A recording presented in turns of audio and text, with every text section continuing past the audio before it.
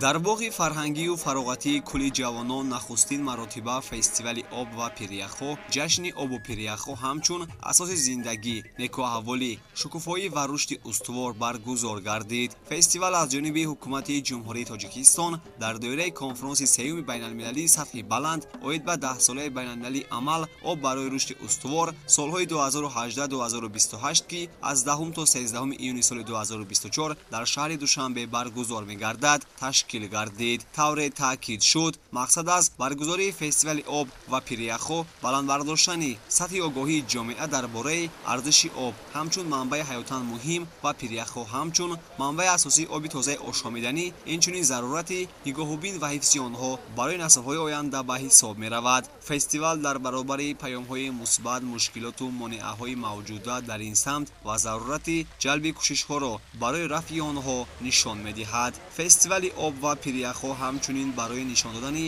сиёсат ва таҷрибаи ҷумҳурии Тоҷикистон ҳамчун давлати пешсаф дар пешбурди масъалаҳои об дар рӯзномаи ҷаҳонӣ ва ҷалби таваҷҷӯҳи ҷомеаи ҷаҳонӣ ба қадномаи Созмони Милали Муттаҳид оид ба эълони соли 2025 соли байналмилалии ҳифзи пиряхҳо ва 21 март рӯзи ҷаҳонии пиряхҳо ки барои инсоният дар ҳалли масъалаҳои марбут ба тағйирёбии иқлим, ҳифзи пиряхҳо ва рафъи камбудии об дар сайёра муҳим ва саривақтӣ буда яке аз муҳимтарин дастовардҳои мамлакати мо дар арсаи байналмилалӣ ба шумор меравад, равона гардидааст. Фестивали об ва пиряхҳо аз чанд ҷузъ иборат буд. Барномаи фестивал намоиши ҳунарҳои мардумӣ ва эҷодиёти мардумӣ, намоишгоҳи таомҳои миллии тоҷикӣ, намоишгоҳи навъҳои гуногуни оби нӯшокӣ, барномаи консертӣ бо иштироки ҳунармандони мамлакат, намоиши мӯди либоси миллии тоҷикӣ ва ғайраро дар бар мегирифт. Фестивал ба меҳмонон ва иштирокчиёни конфронс имкони хуб фароҳам овард ки бо аксу ангораҳои муаррификунандаи Тоҷикистон ҳамчун